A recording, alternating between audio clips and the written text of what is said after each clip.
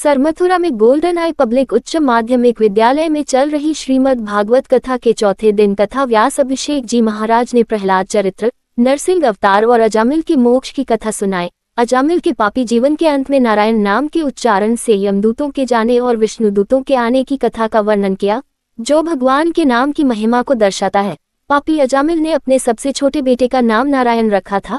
अंत समय में यमदूतों को देखकर डर के मारे उसने नारायण नाम पुकारा, जिससे भगवान के पार्षद विष्णुदूत आए और यमदूतों को रोक दिया, जिससे उसे मोक्ष मिल गया। अंत में उसे भक्त अजामिल के नाम से जाना गया। व्यास जी ने कहा कि केवल नाम मात्र लेने से अजामिल जैसा पापी भी भक्त बन गया और उसके सारे पाप पुण्य में बदल गए। भगवान को जिस रूप में मानोगे उसे भगवान अवश्य मिलेंगे।